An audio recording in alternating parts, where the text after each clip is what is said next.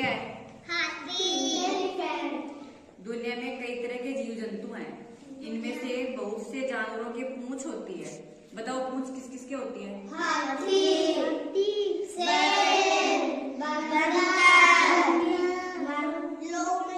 लोमड़ी,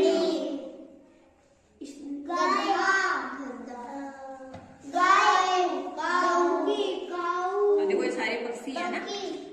सभी पक्षियों, मोर, तोते, बगुले के भी अपनी अपनी पूंछ होती है। और तो छिपकली और बिच्छू के भी पूंछ वाले जीव हैं। और भालू। देखो पूंछ चाहे तो इस दुम कह लो, अलग अलग बनावट और आकार की होती है। सबकी दुम में काम भी अलग अलग है। गाय की पूंछ लंबी और नीचे से गुच्छेदार होती है। गाय इससे मक्खी, मच्छर, कीट, पतंगे उड़ाती है। सभी तरह के कुत्तों की दुम एक नई सी होती है। हाँ, एक बात सब में समान है, कुत्ते जब खुश होते हैं तभी दुम हिलाते हैं, और कुत्ते जब किसी से डरे हुए होते हैं तो अपनी दुम को अपनी टांगों में दबा लेते हैं। ये देख लो कुत्ता, दिख रहे? बंदर की पूंछ लंबी और पतली होती है।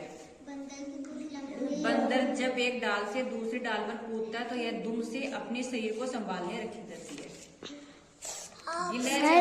गुच्छेदार जबरीली पूंछ की वजह से ही बड़ी फुर्ती से भाग लेती है। एक डाली से दूसरी डाली कूदती फिरती है। देखो सर्दियों में गर्माहट के लिए यह कैसे अपनी पूंछ को सिर पर लपेट लेती है। कंगारू की दुम सख्त और मजबूत होती है। ये कंगारू है, ये इसका बच्चा है।